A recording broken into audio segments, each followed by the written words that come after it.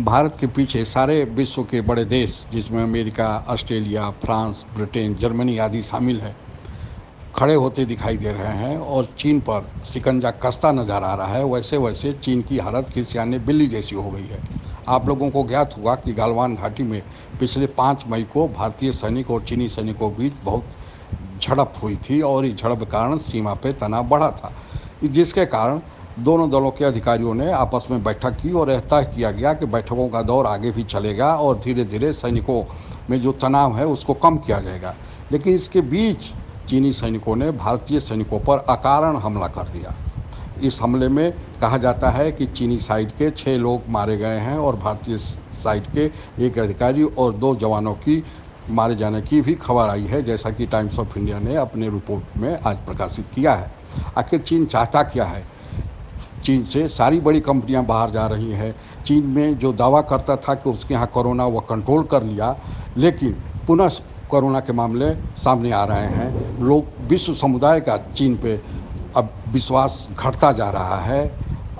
आइए देखिए एक रिपोर्ट कि भारतीय और चीन के बीच सीमा विवाद का असली कारण क्या है और सीमा कहां पर है।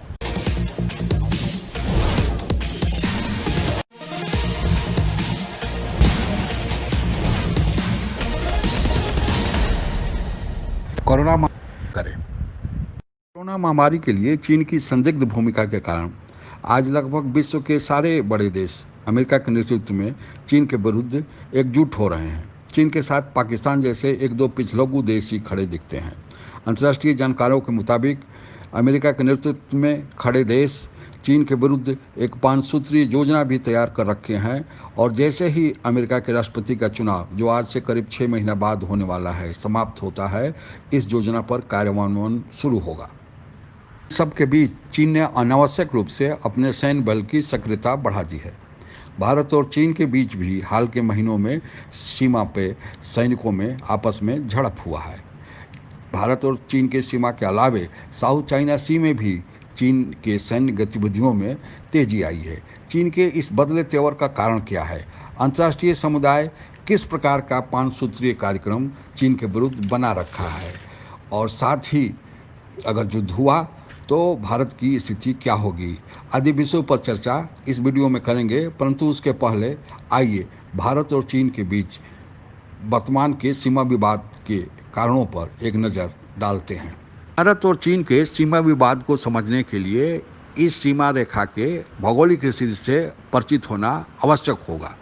यह सीमा रेखा कुल 3440 किलोमीटर पे फैली हुई है और इसे अंतर्राष्ट्रीय सीमा रेखा नहीं कहा जाता है, इसे लाइन ऑफ एक्चुअल कंट्रोल कहा जाता है क्योंकि विवादित है।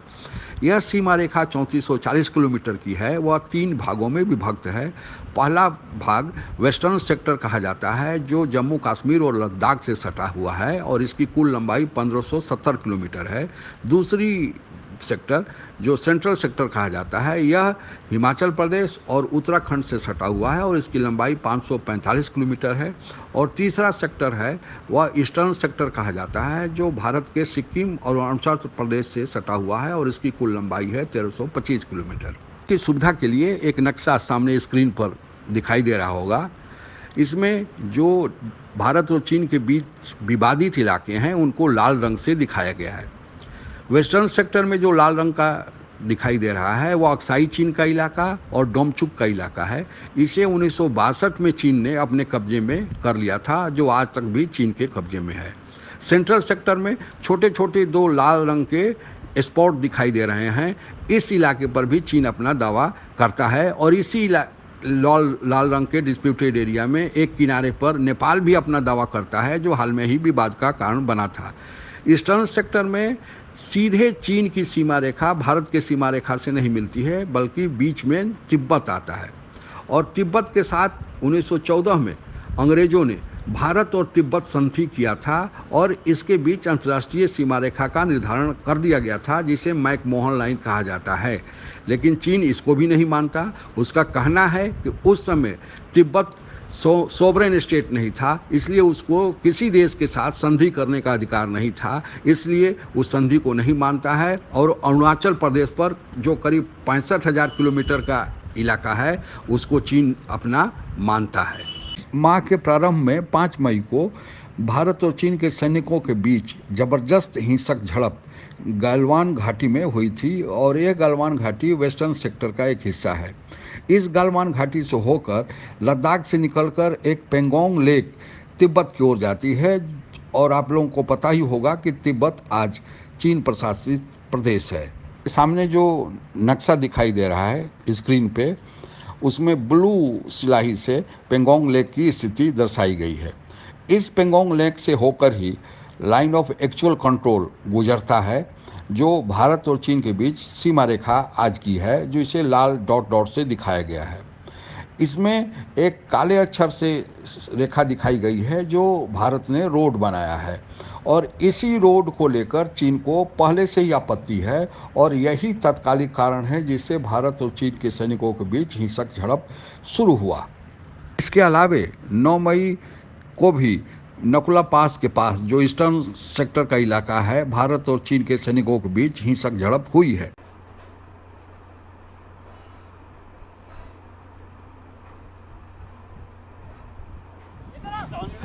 और बंदे निकालो सारे, अरे पकड़ लो, से शांगा,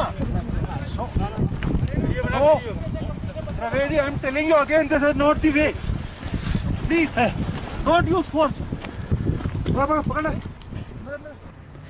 इन हिंसक झड़पों को देखते हुए दोनों पक्षों ने अपने अपने सीमाओं पर सैनिकों का भारी जमावड़ा कर लिया है। इस जमावड़ा को देखते हुए अमेरिका के राष्ट्रपति डोनाल्ड ट्रंप ने दोनों पक्षों के बीच मध्यस्थता की पेशकश भी कर दिया। जब यह बात चीन को पहुंची तब उसको लगा कि मध्यस्थता के नाम पर अमेरिका इस इलाके में प्रवेश कर सकता है। तब 2 दिन पहले चीन के भारत में राजदूत सन विंगडोंग ने यह समाचार दिया कि चीन चाहता है कि भारत और चीन बैठकर इस समस्या का शांतिपूर्वक हल ढूंढ लें। भारत और चीन के संबंध ऐसे हैं जिससे इन छोटी मोटी झगड़ों का कोई महत्व नहीं है। दरमियान चीन ने नेपाल को भी उकसाया और चीन के उकसावे पर नेपाल ने भी उत्तराखंड के एक छोटे से इलाके पर अपना दावा पेश किया था और इस दावे की पुष्टि के लिए नेपाल सरकार अपने संसद में एक प्रस्ताव भी लाने वाली थी। जब भारत और नेपाल आपस में इस सीमा विवाद में उलझे हुए थे, तभी चीन की एक संस्था CGTN ने एक खबर प्रकाशित किया और जिसमें कहा गया कि हिमालयन रेंज तिब्बत का हिस्सा है और तिब्बत चीन के नियंत्रण में है, इसलिए हिमालयन रेंज भी चीन का हिस्सा होगा। जब यह खबर नेपाल को मिली, क्योंकि अभी तक हिमालयन रेंज नेपाल का हिस्सा है, तब उसको समझ में आया कि चीन भारत और नेपाल को आपस में उलझाकर अपना उल्लू सीधा करना चाहता था। भारत और चीन के बीच तात्कालिक सीमा विवाद को अंतर्राष्ट्रीय मामलों के जानकार कहते हैं कि यह चीन के बड़े राजनीति का एक हिस्सा है। इसको साउथ चाइना सी में चाइना के आक्रामक रवैये के साथ जोड़कर देखना पड़ेगा। लोगों का कहना है कि आज चीन बाहरी और भीतरी दोनों ओर से भारी असंतोष का सामना उसको करना पड़ रहा है। बाहरी दुनिया के देश चीन को समझते हैं कि कोरोना के लिए वही जिम्मेवार है और उसके विरुद्ध 5 सूत्री योजना बनाकर उसको दंडित करना चाहते हैं। इसके अतिरिक्त चीन आंतरिक असंतोष से भी घिरा हुआ है। चीन के नागरिक ये समझते हैं कि उनसे चीन की सरकार ने असली सूचना छिपाई और जिसके चलते बहुत सारे लोग संक्रमित हो गए और उनके बहुत सारे परिजन सूचना के अभाव में दम तोड़ दिए और वो लोग चाहते हैं कि वह चाइनीज सरकार के खिलाफ केस करें। आइए देखते हैं एक report. I hope these officials who covered up reports at the start and these experts who told lies can be punished.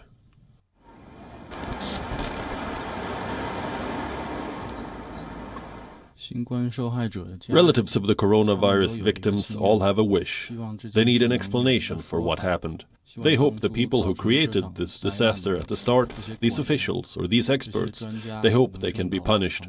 Otherwise, there's no way to give an explanation to the relatives of the dead.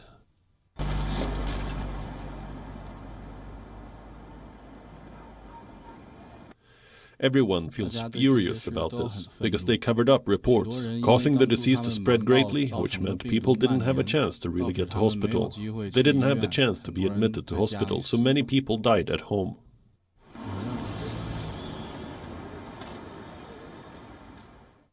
If I had known about the viral outbreak in Wuhan, I would definitely not have brought my father back here. Sending him here meant sending him to his death. I don't want to talk about this. When I think about it, I feel furious. राष्ट्रीय मामलों के जानकार आगे कहते हैं कि China द्वारा जो युद्ध का भय का वातावरण पैदा किया जा रहा है वह लोगों के ध्यान भटकाने के लिए है। युद्ध के नाम पर जो विश्व के अन्य देश हैं वह युद्ध के बारे में सोचना शुरू कर देंगे और उसकी तैयारी करेंगे और फिर जो उसके विरुद्ध 5 सूत्री कार्यक्रम बना है दंडित करने के लिए उसका अनुपालन रुक जाएगा या टल जाएगा।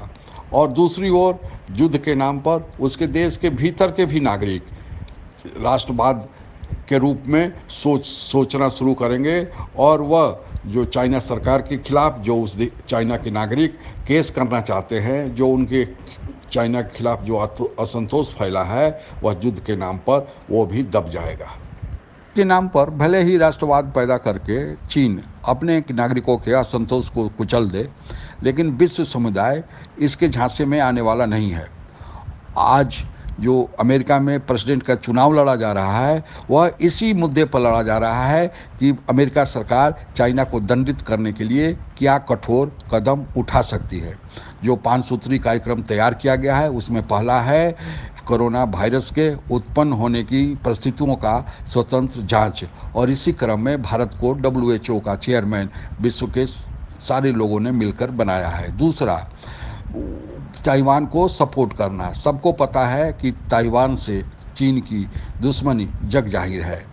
और तीसरा, चाइना से इकोनॉमिक डिस्टेंसिंग यानी कोई भी आर्थिक कारोबार नहीं करना, और इसके 2 पहलू हैं। पहला कि जितनी भी कंपनियां बाहर के देशों की चाइना में हैं उनको बाहर निकालना, और दूसरा चाइना की कंपनियां जो फॉरेन डायरेक्ट इन्वेस्टमेंट के रूप में दूसरे देशों में काम कर रही हैं उसको रोकना। चौथा, चाइना को ह्यूमन राइट वायलेशन के मामले में दोषी ठहराना और उसको इंडिपेंडेंट जांच करने के लिए कहना। और पांचवा, जो चाइना के बड़े बड़े जॉइंट्स कंपनियां हैं जिसमें हुआई भी शामिल है, इन लोगों के कारोबार को विदेश में रोकना। सैन्य बल का सवाल है। इन्फेंट्री के स्तर पर भारत को चाइना से बढ़त हासिल है। भारत के पास 34,62,500 सैनिक है, जबकि चाइना के पास 26,93,000 सैनिक हैं। लेकिन चाइना को एयरफोर्स में और नेवल एसेट्स में बढ़ोतरी हासिल है। चाइना के पास सबमरीन्स भी भारत से थोड़ा ज़्यादा है, लेकिन यहाँ बताते चले कि दोनों न्यूक्लियर पावर है और कभी ऐसी स्थिति नहीं आएगी कि सुपर पावर बनने के लिए आर्म टसल हो। हाँ, ट्रेडिशनल लड़ाई के लिए जो फोर्सेज हैं वह भारत के पास पर्याप्त हैं। राष्ट्रीय मामलों के जानकारों का यह मानना है कि चीन का यह आक्रामक रुख मात्र एक गिदड़ भभकी है। फिर भी दुर्भाग्यवश अगर युद्ध हुआ और वह भी साउथ चाइना सी के बजाय भारत चीन बॉर्डर पर युद्ध हुआ, वहाँ भी भारत अकेला नहीं होगा। पूरा विश्व जनमत भारत के पीछे खड़ा होगा, और यह बात चीन को भी पता है कि युद्ध से किसी का भी भला नहीं हो सकता। जय हिंद।